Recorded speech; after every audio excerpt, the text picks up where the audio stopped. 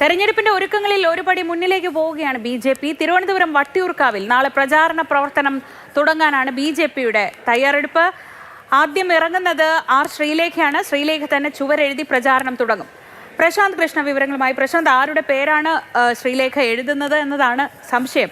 എന്തായാലും ബി.ജെ.പി. ഒരു പടി മുന്നേ ഇറങ്ങുകയാണ് അല്ലേ?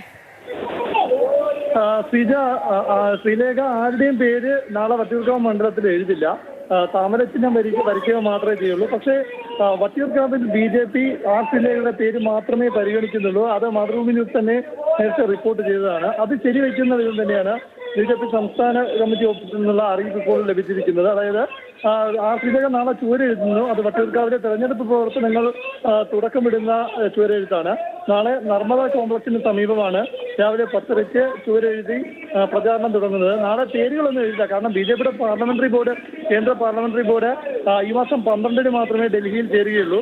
30 പേരുടെ പട്ടികയാണ്, സാധ്യതാ പട്ടികയാണ് സംസ്ഥാന നേതൃത്വം അയച്ചിരിക്കുന്നത്. അതിൽ വട്ടിയൂർക്കാവിൽ നിന്ന് ആർ ശ്രീലേഖയുടെ പേര് തന്നെയാണ് പട്ടികയിലുള്ളത്.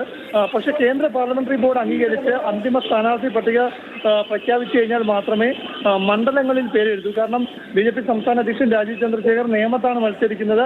അദ്ദേഹം അവിടെ താമരചിഹ്നം വരച്ചെങ്കിൽ പോലും അദ്ദേഹത്തിന്റെ പേര് എഴുതിയിട്ടില്ല. അതുകൊണ്ട് തന്നെ നാളെ ശ്രീലേഖയും വട്ടിയൂർക്കാവ് മണ്ഡലത്തിൽ ഈ തെരഞ്ഞെടുപ്പ് പ്രവർത്തനങ്ങൾ തുടങ്ങുമ്പോൾ ശ്രീലേഖ തന്നെയാകും അവിടെ സ്ഥാനാർത്ഥി എന്നുള്ള കാര്യം ഉറപ്പാണ്.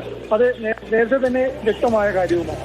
ശരി, എന്തായാലും ആർ ശ്രീലേഖ ചുവരെഴുതി നാളെ പ്രചാരണത്തിന് തുടക്കം കുറിക്കുകയാണ്. താമരചിഹ്നം വരച്ചുകൊണ്ടായിരിക്കും വട്ടിയൂർക്കാവിലെ പ്രചാരണ പ്രവർത്തനങ്ങൾക്ക് അനൗദ്യോഗികമായി തുടക്കമാവുന്നത്. ഔദ്യോഗിക തുടക്കമാവണമെങ്കിൽ ദേശീയ നേതൃത്വത്തിന്റെ ഭാഗത്തു നിന്ന് പ്രഖ്യാപനം വരേണ്ടതുണ്ട്.